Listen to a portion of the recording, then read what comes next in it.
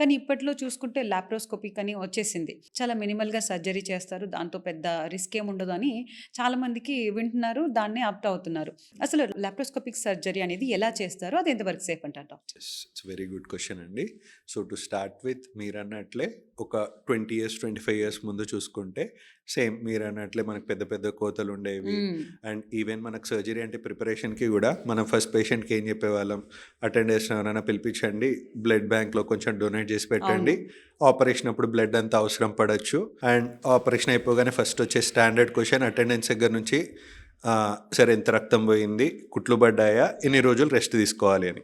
ఈ క్వెషన్స్ అన్నిటిని ఇప్పుడున్న కరెంట్ జనరేషన్‌లో లాప్రోస్కోపీ ద్వారా ఇవేవి యాప్ట్ అవ్వవండి. ఓకే. ఎందుకు అంటే మనకు లాప్రోస్కోపీ ద్వారా ఇప్పుడు అసలు లాప్రోస్కోపీ అంటే ఏంటి అండ్ ఇదివరకు ఏం చేసేవాళ్ళని చూసుకుంటే ఓపెన్ సర్జరీ అంటే ఏం చేసేవారు, కడుపుకి ఏమైనా సర్జరీ చేయాలంటే పెద్ద పెద్ద కోతలు అవును. ఇచ్చి లోపల ఉన్న ఆర్గన్స్ సపోజ్ రాళ్ళు తీయాలంటే రాళ్ళు తీయడం, యూట్రస్ గర్భసంచి తీసేయాలంటే తీసేయడం చేసేవారు. సో అంత చిన్న అవయవాన్ని తీయడానికి కూడా పెద్ద చాలా కోతలు పెద్దగా ఇవ్వాల్సి కట్టుండేది. అవసరం హ్మ్. వచ్చేది. ఇప్పుడు మనకి టెక్నాలజీ ఏ విధంగా అడ్వాన్స్ అయింది అంటే లాప్రోస్కోపీ అనే పద్ధతి ద్వారా పెద్ద కోతలు అనేవి అసలు అవసరం ఉండదు. చిన్న చిన్న హోల్స్ పెట్టేస్తాం. మరి అంత చిన్న హోల్స్తో లోపల ఎలా చూడగలుగుతున్నారు అని క్వశ్చన్ రావచ్చు.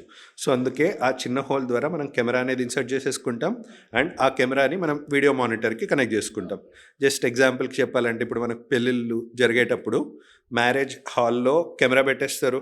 బట్ ద సేమ్ కెమెరాని మనకు డైనింగ్ హాల్లో ఉన్న వాళ్ళు కూడా అవును. చూసుకోరు. చూడ్డానికుంటుంది. సేమ్ వే మనకు కడుపు లోపల ఏదైతే జరుగుతుందో మనం ఆ కెమెరా సహాయంతో మనం ఒక వీడియో మానిటర్లో చూసుకుంటూ ఉంటాం. So rest of the surgery మనం ఆ వీడియో మానిటర్లో చూసుకుంటూ ఈ కెమెరా గైడెన్స్తో చేసేస్తాం.